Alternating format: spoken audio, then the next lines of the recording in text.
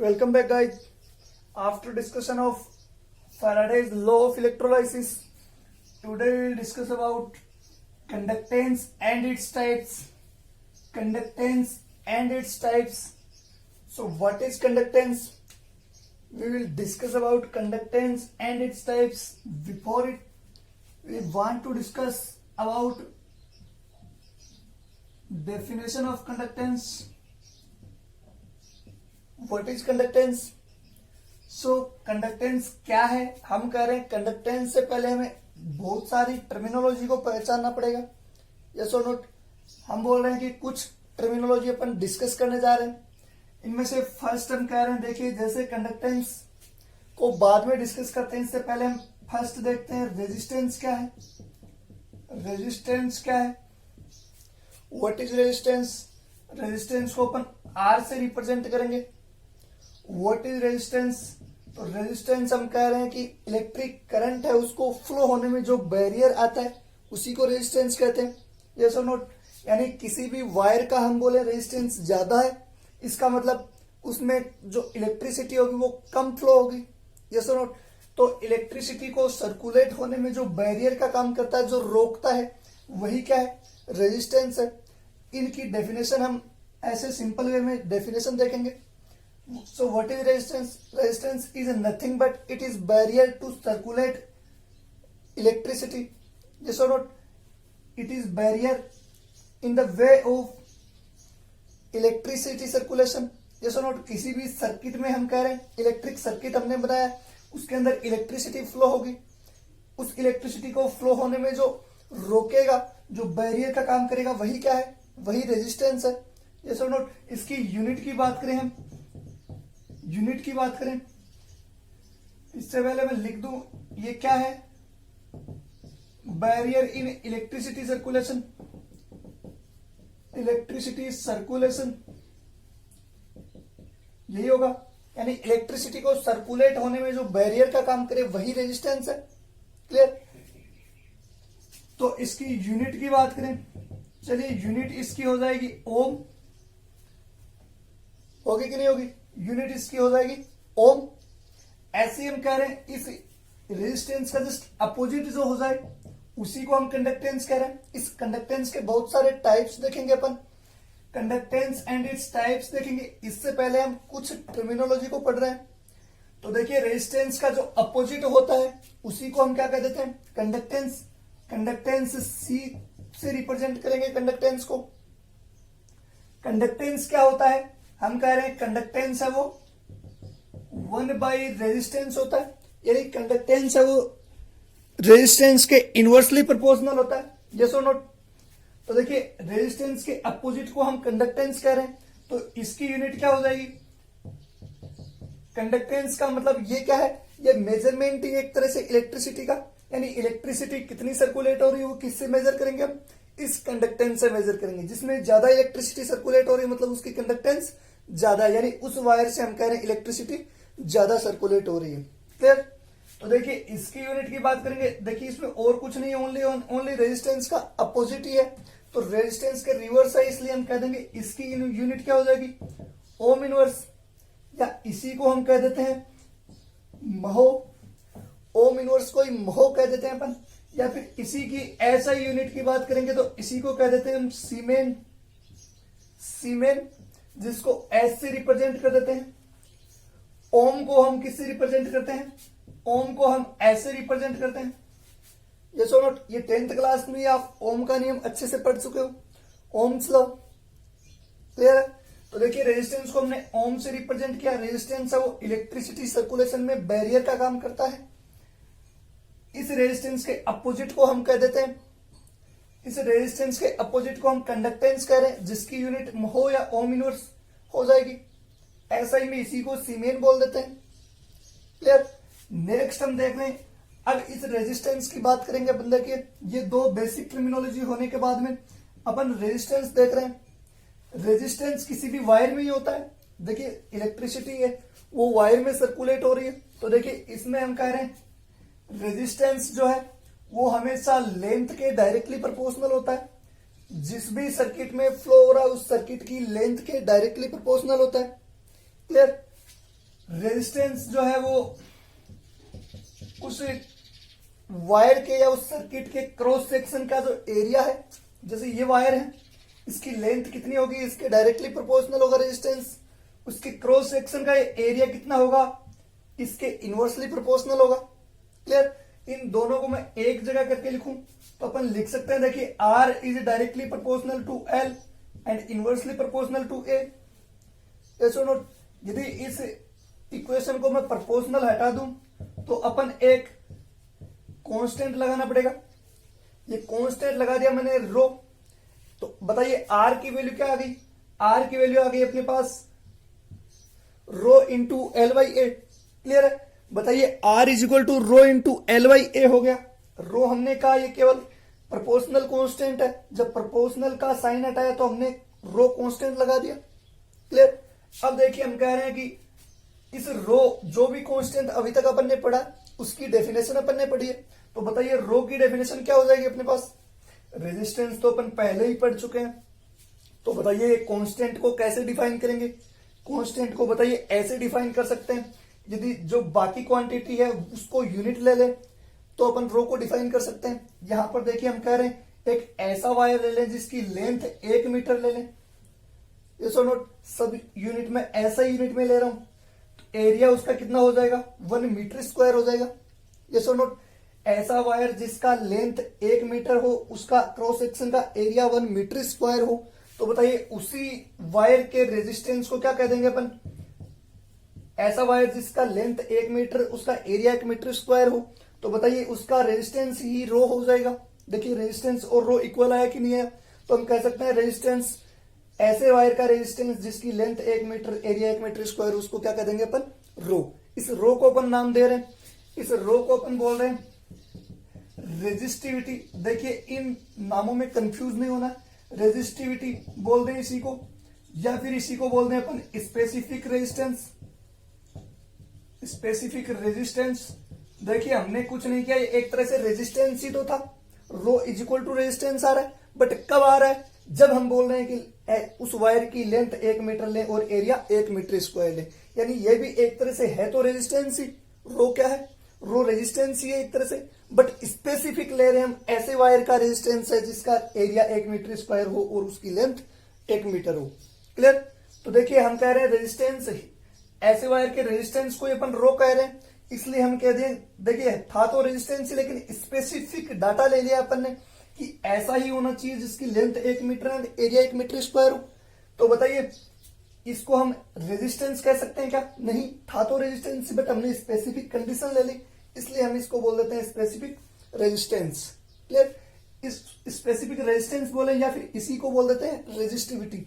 इन नामों में कंफ्यूज नहीं होना, रेजिस्टिविटी और रेजिस्टेंस इक्वल है क्या, नहीं, रेजिस्टिविटी एंड रेजिस्टेंस इक्वल नहीं होता है ना, एक ही बात नहीं है, रेजिस्टिविटी एंड स्पेसिफिक रेजिस्टेंस एक ही बात है। क्लियर? तो देखिए अब हम इस रो की यूनिट देखेंगे, यदि रो के इक्वल हम लिखना चाहें, यहां तक क्लियर है। यदि रो लिखना चाहिए हम, तो बताइए रो को कैसे लिख सकते हैं। रो इज इक्वल टू क्या आ जाएगा, यहां से रो इज इक्वल टू हम कह रहे हैं R into A by L हो जाएगा। ये सो नोट, इस ए को हम इधर मल्टीप्लाई कर देंगे तो एल डिवाइड हो जाएगा। तो बताइए यहां से हम इसकी यूनिट लिख सकते हैं क्या, यहां से हम रो की यूनिट लिख सकते हैं। आर रेजिस्टेंस है, इसकी यूनिट तो हम कह रहे हैं ओम ही होगी। एरिया होता है उसको मीटर स्क्वायर या सेंटीमीटर में लेंगे, तो सेंटीमीटर स्क्वायर ले लेते हैं, यदि सेंटीमीटर में ले रहे हैं तो एल है वो सेंटीमीटर में आएगा लेंथ, 1 सेंटीमीटर से 1 सेंटीमीटर कैंसिल, तो हो जाएगा ये ओम सेंटीमीटर, या फिर इसी को कह देंगे सीमेन मीटर। ये हो जाएगी क्या, रेजिस्टिविटी की यूनिट हो जाएगी। ये सो नोट, ये अपने पास रेजिस्टिविटी की यूनिट आ गई। तो बताइए जैसे हमने कहा रेजिस्टेंस के रिवर्स को हमने कंडक्टेंस कहा था, ये सो नोट, रेजिस्टेंस के रिवर्स को कंडक्टेंस कहा था, तो हम कह रहे हैं रो के रेजिस्टेंस रिवर्स को क्या कह देंगे, रो के रिवर्स को क्या कह देंगे हम, इसको हम कहेंगे कंडक्टिविटी, इसको हम कप्पा से डिनोट करेंगे। आगे देखते हैं कंडक्टिविटी क्या होती है। तो देखिए कंफ्यूज नहीं होना है, हमने कहा रेजिस्टेंस था वो लेंथ के डायरेक्टली प्रोपोर्शनल था और क्रॉस सेक्शन के एरिया के इनवर्सली प्रोपोर्शनल था, इसलिए हमने आर की वैल्यू निकाली। आर से हमने कहा एक कांस्टेंट निकाला रो, उस रो की वैल्यू ये आ जाएगी। क्लियर है? तो हमारे पास अपने को लर्न क्या करना है, अपने को केवल लर्न यही करना है, R is equal to rho L by A होता है। क्लियर? इसके अलावा अपने को कोई फॉर्मूला लर्न नहीं करना है, ये सब यहीं से निकल के आएंगे, देखना। अब देखिए, हमने कहा रेजिस्टेंस के रिवर्स को हमने कंडक्टेंस कहा था, तो अब हम कह रहे हैं थर्ड अपन ने रेजिस्टिविटी देख ली है, रेजिस्टिविटी देख ली, या इसको स्पेसिफिक रेजिस्टेंस कह रहे थे हम, जिसको रो लिख रहे थे। क्लियर है? फोर्थ हम देख रहे हैं कंडक्टिविटी, कंडक्टिविटी या इसी को हम बोल देंगे स्पेसिफिक कंडक्टेंस। यस और नॉट? बताइए, हमने कहा रेजिस्टेंस के अपोजिट को हमने कंडक्टेंस का, रेजिस्टेंस की स्पेसिफिक कंडीशन ले ली अपन ने, तो उसको हमने स्पेसिफिक रेजिस्टेंस या रेजिस्टिविटी बोल दिया। तो इसी के रिवर्स को हम क्या बोल देंगे, स्पेसिफिक कंडक्टेंस। हमने कहा रेजिस्टेंस के रिवर्स को हमने कंडक्टेंस का, तो बताइए स्पेसिफिक रेजिस्टेंस के रिवर्स को क्या कह देंगे, स्पेसिफिक कंडक्टेंस। यस और नॉट? स्पेसिफिक रेजिस्टेंस के रिवर्स को हम स्पेसिफिक कंडक्टेंस बोल देंगे, बट इनके एक एक नाम और दिए गए हैं, इनमें कंफ्यूज नहीं होना है। Conductivity and resistivity, conductivity is not conductance and resistivity is not resistance. Clear है? These are specific resistance and specific conductance. Clear है? तो चलिए हम बात कर रहे हैं, हमने कहा रेजिस्टेंस के अपोजिट को कंडक्टेंस, तो स्पेसिफिक रेजिस्टेंस को स्पेसिफिक कंडक्टेंस बोल देंगे। इसको हम कप्पा से डिनोट करते हैं, kappa, this is kappa, this is rho, rho. Clear? Kappa से डिनोट करेंगे। बताइए कप्पा इज इक्वल टू अपने पास क्या आ जाएगा, 1 बाई रो। यस और नोट? हमने कहा स्पेसिफिक रेजिस्टेंस के रिवर्स को ही हमने स्पेसिफिक कंडक्टेंस का है। क्लियर है? तो अब रो की वैल्यू हम नोट कर सकते हैं। रो इज इक्वल टू हमने देखिए क्या निकाला था, रो इज इक्वल टू हमने निकाला था R into A by L. Yes और नोट? तो ये रो की वैल्यू लिख देते हैं अपन, कप्पा इज इक्वल टू क्या आ जाएगा बताइए, 1 बाई रो की जगह लिख रहे हैं R A divided by L. L हम कह रहे हैं ऊपर चला जाएगा।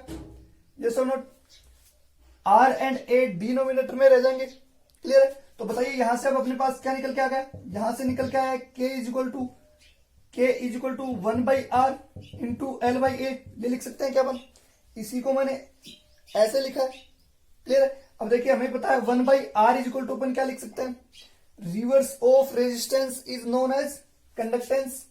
यस और नोट?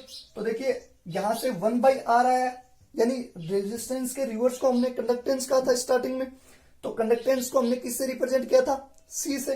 तो देखिए हम क्या लिख सकते हैं, कप्पा इज इक्वल टू अपने पास क्या आ गया, C into L by A. Yes और नोट? तो अपने पास देखिए कप्पा इज इक्वल टू आ गया conductance into L by A. Clear है? ये तो कंडक्टेंस हो गई, और इस एल बाई ए को हमने स्पेसिफिक नाम दिया। हमने कहा एक ऐसे सेल थे जिनके कंप्लीट, बड़े सेल को हम बोल रहे हैं कंप्लीट की कंडक्टेंस को कैलकुलेट करना इजी नहीं होता, इसलिए हम कह रहे हैं इस एल और ए लेंथ को जो है, सबकी लेंथ मेजर करना पॉसिबल नहीं होता, इसलिए हम कह रहे हैं इस लेंथ और एरिया के जो रेशियो आया है इसको एक नाम दिया गया स्पेसिफिक, जिसको हम बोल रहे हैं सेल कांस्टेंट। तो देखिए कप्पा इज इक्वल टू क्या आ गया, conductance into cell constant. Yes और not? Conductance into cell constant. Clear? तो देखिए इस एल बाई ए को हमने क्या कहा है, सेल कांस्टेंट। क्लियर है? ये इंपॉर्टेंट है।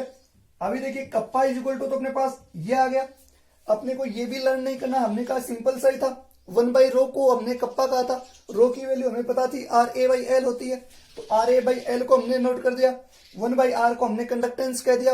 अपने पास एक स्पेसिफिक टर्म निकल के आई है, वो है सेल कांस्टेंट। तो बताइए हम इधर नोट कर देते हैं सेल कांस्टेंट है, ये क्या है, इसको अक्स से डिनोट कर देता हूं मैं, यहां पे अक्स से डिनोट कर रहा हूं। बताइए अक्स इज इक्वल टू अपने पास क्या निकल के आया, एल बाई ए। इसकी यूनिट की बात करें, यूनिट बताइए, ऊपर लेंथ है उसको हम जनरली सेंटीमीटर में ही लेंगे, नीचे एरिया उसको सेंटीमीटर स्क्वायर में लेंगे। बताइए यूनिट क्या निकल के आ गई इसकी, centimetre inverse. What is unit of cell constant? It is most frequently asked in board exam.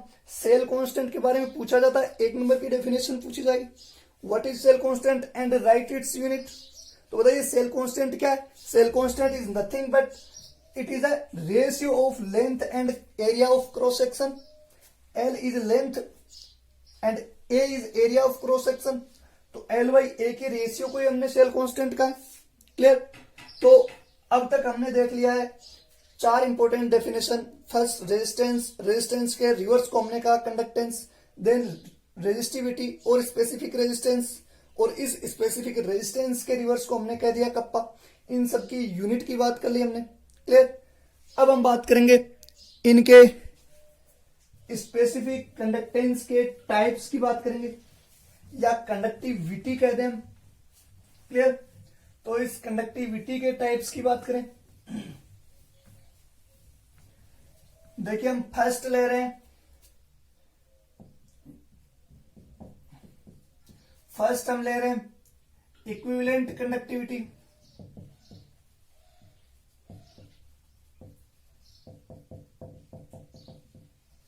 Equivalent conductivity. Clear? देखिए इस इक्विवेलेंट कंडक्टिविटी क्या होगी, नाम से पता चल रहा है कंडक्टिविटी क्या है, ये हमने अभी भी देख लिया है। लेकिन अब हम कह रहे हैं इक्विवेलेंट कंडक्टिविटी क्या होगी, तो ऐसी कंडक्टेंस जो किसके लिए मेजर की जाए, एक इक्विवेलेंट वेट के लिए, यानी एक इक्विवेलेंट ग्राम इक्विवेलेंट के लिए जो मेजर किया जाएगा उसी को अपन क्या कह देंगे, इक्विवेलेंट कंडक्टिविटी। देखिए ग्राम इक्विवेलेंट क्या होता है, हमने कहा था ग्राम इक्विवेलेंट को नॉर्मेलिटी में हमने काम में लिया था। नॉर्मेलिटी में हमने क्या कहा था, नॉर्मेलिटी क्या होती है, मोल की जगह हम लेते हैं ग्राम इक्विवेलेंट डिवाइडेड बाय वॉल्यूम। ये सुनो, ग्राम इक्विवेलेंट को हमने कैसे मेजर किया था, ग्राम इक्विवेलेंट को हमने कहा था यदि एटॉमिक वेट को वैलेंसी से डिवाइड कर रहे थे तो ग्राम इक्विवेलेंट आ रहे थे। क्लियर?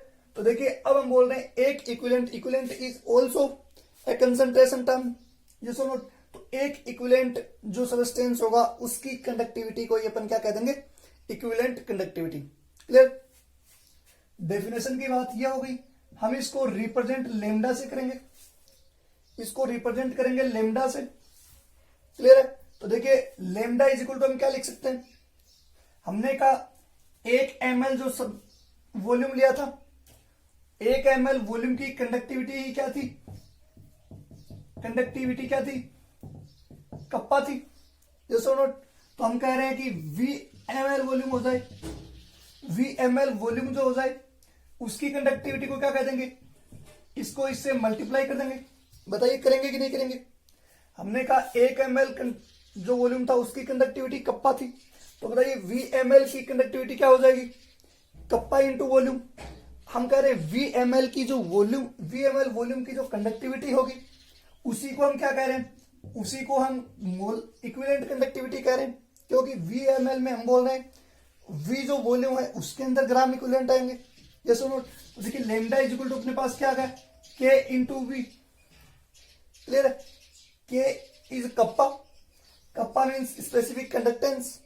ये सुनो, तो अब देखिए हम कह रहे हैं ये वॉल्यूम है, वॉल्यूम हम किसके लिए ले रहे हैं, वॉल्यूम हम ले रहे हैं कि इसका जो टोटल वॉल्यूम है उसकी कंडक्टेंस को ही, स्पेसिफिक कंडक्टेंस को हमने लेमडा कह दिया। ये सुनो, अब हम कह रहे हैं देखिए वॉल्यूम की बजाय हम कंसंट्रेशन लेना चाहें तो हम क्या कह सकते हैं, कंसंट्रेशन यदि हम लेना चाहें तो देखिए हम कह रहे हैं लेमडा इज इक्वल टू क्या आ जाएगा, कि V का रिवर्स होता है अपने पास कंसंट्रेशन। तो देखिए अब हम ले लेते हैं कंसंट्रेशन, कंसंट्रेशन हम कह रहे हैं वॉल्यूम का रिवर्स होता है। अब हम बोल रहे थे कि V जो था ये तो ml में था, इसको हम लीटर में कन्वर्ट करना चाहें, इसको हम लीटर में कन्वर्ट करना चाहेंगे तो देखिए यहां से हम कह रहे हैं lambda is equal to K into 1000 divided by C आ जाएगा। ये सो नोट। अब देखिए हम कह रहे हैं मोलर कंडक्टिविटी होगी तो कंसंट्रेशन को मोलरिटी में लिख देंगे, इक्विवेलेंट कंडक्टिविटी है तो इसको नॉर्मेलिटी में लिख देंगे। ये सो नोट, इक्विवेलेंट कंडक्टिविटी है इसका मतलब कंसंट्रेशन, कंसंट्रेशन किस में लिखनी पड़ेगी, नॉर्मेलिटी में। सी है वो क्या है, कंसंट्रेशन ही है, कंसंट्रेशन है। कंसंट्रेशन यदि मोलरिटी में है तो मोलरिटी में लिखेंगे, यदि मोल दिए गए हैं, यदि ग्राम इक्विवेलेंट दिए गए हैं तो अपने पास कंसंट्रेशन किस में लिखनी पड़ेगी, नॉर्मेलिटी में। Here concentration is denoted in normality. तो देखिए यहां से अपने पास लैम्डा क्या निकल के आ गया, K into 1000 divided by normality. Yes और नोट, ये आ गया अपने पास इक्विवेलेंट कंडक्टिविटी। इंपॉर्टेंट फॉर्मूला है, this is very important formula. हम कह देंगे कि लेमडा जो है इक्विवेलेंट कंडक्टिव, उसको हम क्या कह देंगे, specific conductance in 2000 divided by normality. एन यहां पे क्या है, नॉर्मेलिटी। नॉर्मेलिटी को हम कैसे रिप्रेजेंट करते हैं, नॉर्मेलिटी क्या होती है, gram equivalent divided by volume होता है। यस और not, gram equivalent divided by volume. Clear है। ग्राम इक्विवेलेंट को हम कैसे निकालेंगे, हम कह रहे हैं कि जो मोल दिए जाएंगे उसको वैलेंसी फैक्टर से मल्टीप्लाई कर दें तो अपने पास ग्राम इक्विवेलेंट आ जाएंगे। मोल को वैलेंसी फैक्टर से मल्टीप्लाई कर दें तो ग्राम इक्विवेलेंट आ जाते हैं। क्लियर। तो अपने पास ये आ गया अपने पास इक्विवेलेंट कंडक्टिविटी। बताइए इसकी यूनिट की बात करें, यूनिट क्या हो जाएगी, इसकी यूनिट की बात करेंगे तो अपने पास बताइए क्या आ जाएगा। यहां से पहले हम बोल रहे हैं कि कप्पा की यूनिट लिख दें और नॉर्मेलिटी की यूनिट लिख दें तो अपने पास लेमडा की यूनिट आ जाएगी। यस और नोट। तो देखिए अब हम यहां से कप्पा की यूनिट लिख लेते हैं। पहले बताइए लेमडा की यूनिट लिखेंगे तो पहले कप्पा की लिखेंगे। कप्पा क्या था, kappa specific conductance. Specific conductance को हमने क्या लिखा था, 1/रो। रो की यूनिट हम निकालेंगे तो बताइए अपने पास क्या आई थी, ओम इनवर्स। सेंटीमीटर में ले रहे थे तो सेंटीमीटर इनवर्स आ गई। कैसे आई, देखिए इधर 1/रो। रो की यूनिट लिख देते हैं तो देखिए हमें कप्पा इज इक्वल टू 1/रो। रो की यूनिट लिखते हैं, रो इज इक्वल टू अपने पास क्या आया था, RA/L। L को हम ऊपर लिख देंगे तो बताइए 1/R। R की यूनिट क्या है, ओम। ओम हम नीचे लिखेंगे, ऊपर सेंटीमीटर नीचे सेंटीमीटर, स्क्वायर हो जाएगा तो स्क्वायर अपने पास कैंसिल हो जाएगा। बताइए रो की यूनिट क्या निकल के आई अपने पास, रो की यूनिट आ गई ओम इंटू सेंटीमीटर। तो बताइए कप्पा की यूनिट 1/रो है तो कप्पा इज इक्वल टू क्या हो जाएगा, ओम इनवर्स सेंटीमीटर इनवर्स। ये सो नोट, हम यहाँ एसआई में नहीं ले रहे हैं, सेंटीमीटर ले रहे हैं, सीजीएस में लिख रहे हैं। क्लियर। तो अपने पास कप्पा की यूनिट निकल के आ गई ohm inverse centimetre inverse. Clear. तो देखिए हमने लिख दिया kappa is equal to ohm inverse centimetre inverse. हम कह रहे हैं नॉर्मेलिटी की यूनिट क्या होती है, नॉर्मेलिटी अभी भी अपने कहा देखो gram equivalent bye volume. Clear है। तो देखिए ग्राम इक्विवेलेंट की यूनिट तो इक्विवेलेंट ही होती है तो लिख देंगे इक्विवेलेंट, इक्विवेलेंट डिवाइडेड बाय। बताइए वॉल्यूम को हम लीटर में लिखते हैं लेकिन यहां तो सीजीएस में लिख रहे हैं तो वॉल्यूम इसके नीचे लिखेंगे अपन।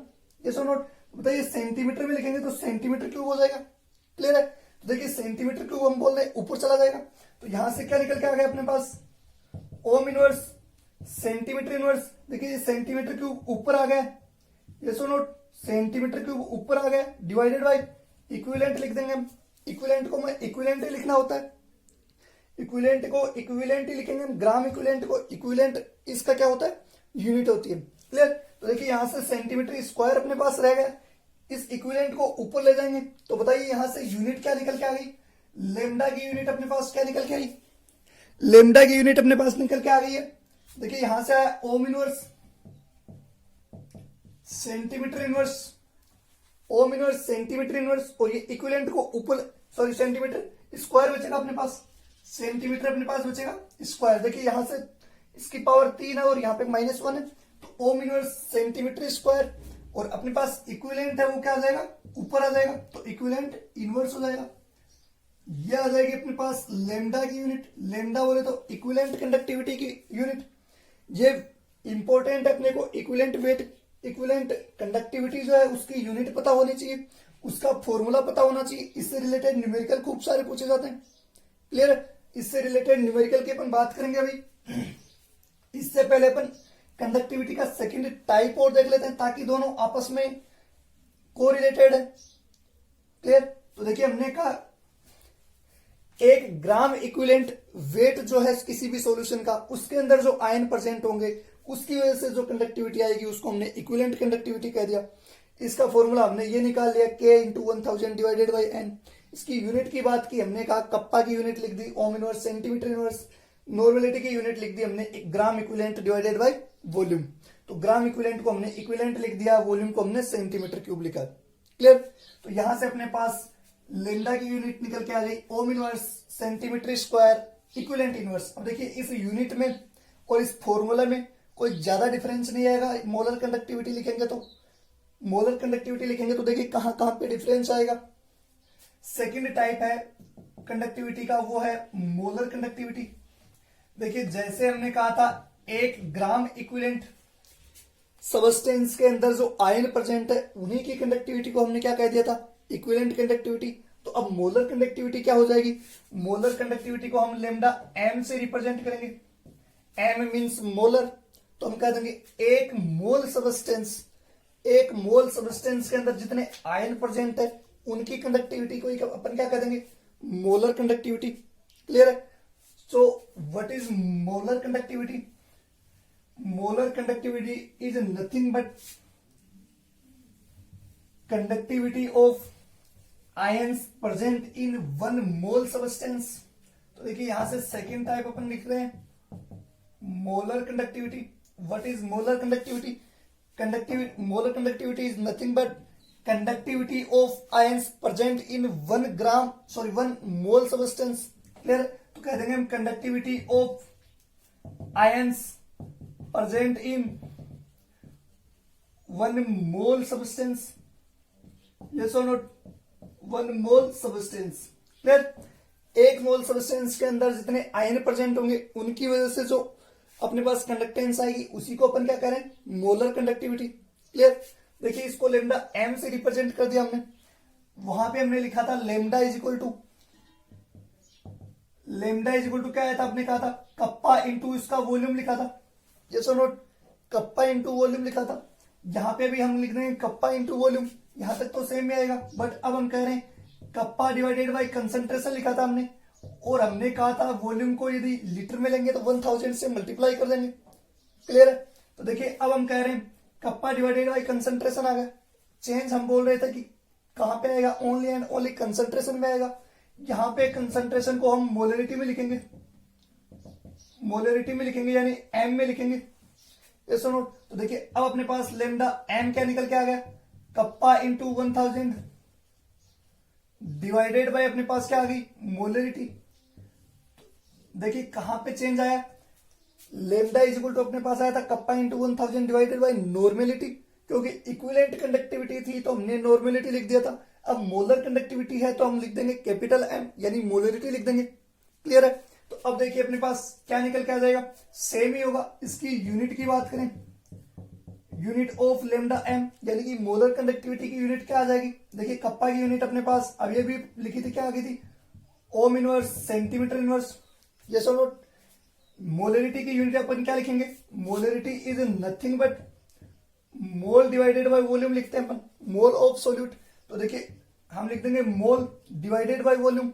वॉल्यूम को हमने वहां भी सेंटीमीटर क्यूब लिखा था, तो देखिए यहां पे वॉल्यूम को सेंटीमीटर क्यूब लिखेंगे, ऊपर ले जाएंगे तो हम कह देंगे कि सेंटीमीटर क्यूब आ जाएगा। देखिए यहां पे सेंटीमीटर, इसके नीचे आएगा अपने पास सेंटीमीटर क्यूब। यस और नोट? तो देखिए यहां पे हम सेंटीमीटर क्यूब को मल्टीप्लाई कर देंगे। यस और नोट? तो देखिए अब अपने पास क्या निकल के आ गया, ओम इनवर्स सेंटीमीटर इनवर्स पावर 1 और यहाँ पे पावर 2, और ये मोल है, ये ऊपर जाएगा तो हम कह देंगे ये भी इनवर्स हो जाएगा। यहां से अपने पास लेमडा एम की यूनिट क्या निकल के आ गई, लेमडा एम की यूनिट निकल के आ गई ओम इनवर्स सेंटीमीटर स्क्वायर। देखिए सेंटीमीटर स्क्वायर बचा है, मोल इनवर्स यही आई। वहां पे क्या चेंज आया था, देखिए ओम इनवर्स सेंटीमीटर इनवर्स स्क्वायर तो सेम था, यहां मोलरिटी है तो मोल इनवर्स लिख दिया। वहां पे इक्विवेलेंट कंडक्टिविटी थी तो इक्विवेलेंट इनवर्स लिख दिया था। ये सुनो, तो बस चेंज अपने पास सिर्फ इक्विवेलेंट के कारण आया है, बाकी सब सेम है। क्लियर? तो ये हो गई अपने पास मोलर कंडक्टिविटी। इससे रिलेटेड एक न्यूमेरिकल की बात करें तो देखिए एक न्यूमेरिकल नोट करते हैं। देखिए न्यूमेरिकल की बात करें तो हम कह देंगे कि एक सिंपल सा न्यूमेरिकल यहीं पे डिस्कस कर लेते हैं। हमें एक क्वेश्चन दिया गया है जिसमें कहा गया है कि 0.05 मोलर एक अपने पास सॉल्यूशन दिया गया, यानी सॉल्यूशन की मोलरिटी दे दी। सॉल्यूशन की स्पेसिफिक कंडक्टेंस जो है, इसकी स्पेसिफिक कंडक्टेंस मींस कप्पा दे दिया। कप्पा की वैल्यू अपने को दे रखी है 0.001 ओम इनवर्स सेंटीमीटर इनवर्स। देखिए ओम इनवर्स सेंटीमीटर इनवर्स दे रखी है यूनिट। इसका मतलब ये अपने पास क्या आ गई, ये स्पेसिफिक कंडक्टेंस है, यानी कि कप्पा है। दिया गया है कि 298 केल्विन के ऊपर इस सॉल्यूशन की मोलर कंडक्टेंस क्या होगी, लैम्डा एम पूछा गया है। क्वेश्चन समझ में आया? हमने कहा एक क्वेश्चन दिया गया है जिसमें पूछा गया है कि 298 केल्विन पर एक सॉल्यूशन की मोलर कंडक्टिविटी क्या होगी यदि उस सॉल्यूशन की जो कंसेंट्रेशन है वो 0.05 एम है, जबकि उसकी एम मीन्स मोलर है, जबकि उसकी स्पेसिफिक कंडक्टेंस कप्पा अपने को दी गई है 0.001 ohm inverse centimetre inverse. Clear? तो यहां से बताइए lambda M is equal to क्या आ जाएगा, कप्पा इंटू 1000 डिवाइडेड बाई, बताइए मोलर कंडक्टिविटी है तो मोलरिटी लिखेंगे। यस और नॉट? सिंपल ही होगा। अब तो कप्पा की वैल्यू अपन लिख देंगे 0.001 इंटू 1000 डिवाइडेड बाई मोलरिटी कितनी दी है 0.05। क्लियर है? इसको यहां से सोल्व करेंगे, बताइए कितना आ जाएगा। ये 3 पॉइंट है अपने पास, यहां से 2 डिजिट के बाद में अपने पास क्या है, पॉइंट है, तो यहां से कैंसिल हो जाएगा। हम कह देंगे यहां क्या आ जाएगा, 10 आ जाएगा। ये कैंसिल हो गए। अब देखिए 100 डिवाइडेड बाई 5 आ गया, यानी 20 आ गया। क्या आया 20? यूनिट क्या लिखेंगे अपन इसकी, 20 ओम inverse centimetre square mole inverse, ये इसकी यूनिट आ गई। सिंपल ही होगा। मोलर कंडक्टेंस पूछा है अपने को, ये सो नोट, मोलर कंडक्टिविटी पूछा है। मोलर कंडक्टिविटी के लिए अपन सिंपल फॉर्मूला अप्लाई कर देंगे। मोलरिटी अपने को दिया गया है, स्पेसिफिक कंडक्टेंस अपने को दिया गया है। क्लियर? तो ये हो गया अपने पास मोलर कंडक्टिविटी। अब हम देखेंगे, अब हम देख रहे हैं कि डाइल्यूशन का क्या इफेक्ट होगा। What is effect of dilution on conductance and its types की बात कर लेते हैं, यानी कंडक्टेंस और उसके सारे टाइप्स के ऊपर डाइल्यूशन का क्या इफेक्ट पड़ेगा। तो नेक्स्ट टॉपिक है इफेक्ट ऑफ डाइल्यूशन।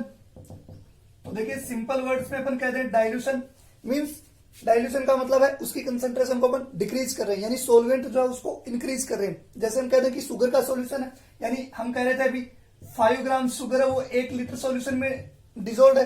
अब हम कह रहे हैं इसको तो कांस्टेंट रख ले, या तो वाटर जो है उसको अपन क्या कर दें और इंक्रीज कर दें, तो बताइए डाइल्यूट हो जाएगा।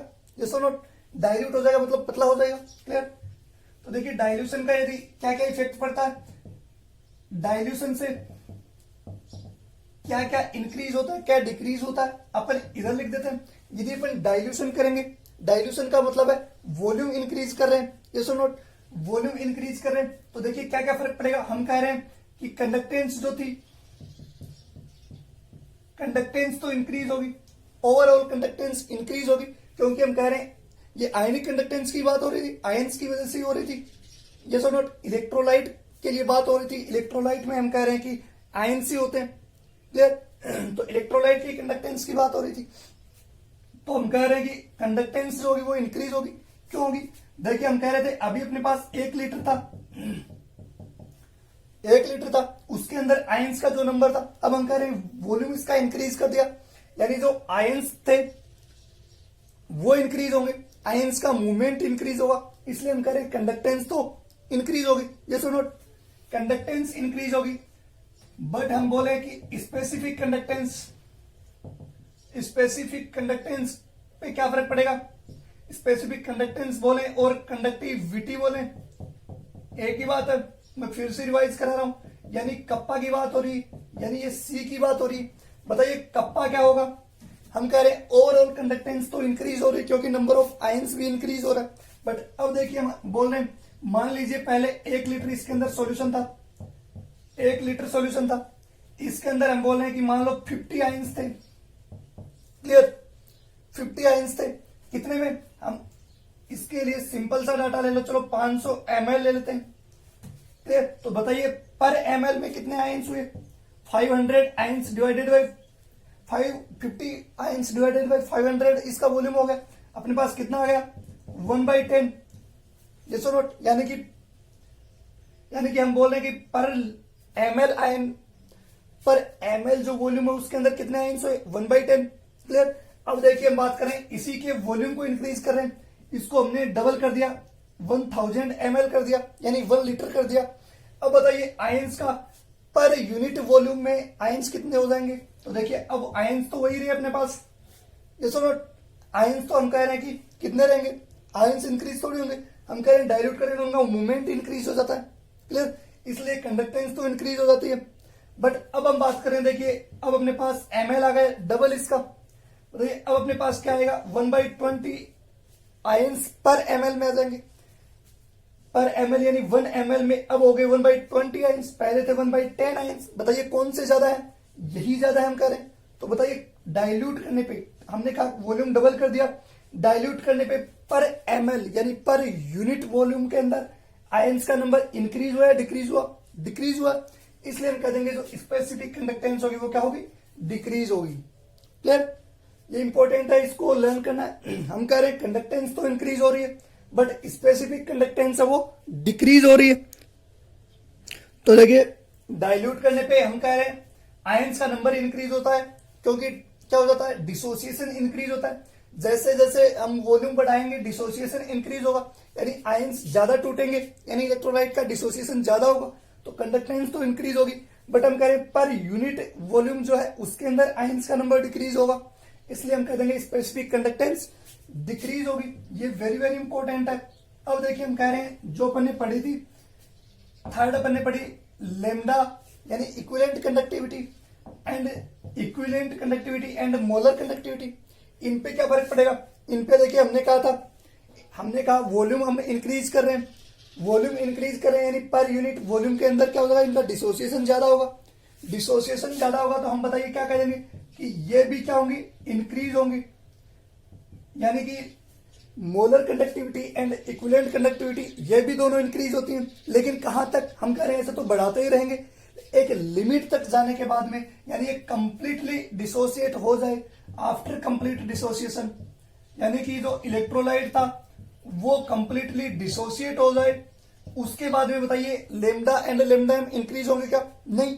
तो एक लिमिट तक हम कह रहे हैं कि इनकी molar conductivity and equivalent conductivity increase होती है, लेकिन कंप्लीट डाइल्यूशन होने के बाद में, कंप्लीट डिसोसिएशन होने के बाद में, यानी कि जो इलेक्ट्रोलाइट था वो कंप्लीटली 100% टूट चुका है, 100% डिसोसिएशन होगा, बताइए अब और आयंस बचे हैं क्या, नहीं। उसके बाद में इसकी कंडक्टिव जो डाइल्यूशन से इसकी कंडक्टेंस पे कोई फर्क नहीं पड़ेगा। क्लियर, तो ये जो पॉइंट था, ये लिमिट थी, उसके ऊपर हम क्या कह देंगे, इनको मोलर कंडक्टिविटी को और इक्विवेलेंट कंडक्टिविटी को हम कह देंगे, मोलर कंडक्टिविटी को कह देंगे इनफाइनाइट, डाइल्यूशन के बाद में हो गई, यानी इनका डाइल्यूशन इनफाइनाइट हो गया। क्लियर है, तो इनको अब नाम दे देंगे infinite molar conductivity and infinite equivalent conductivity. Clear है, तो इसको हम ऐसे रिप्रेजेंट करने लग जाएंगे, फिर ऊपर इनफाइनाइट लग जाए, इसका मतलब इनफाइनाइट डाइल्यूशन के ऊपर है। क्लियर, इनका नाम हो जाएगा infinite molar conductivity and infinite equivalent conductivity.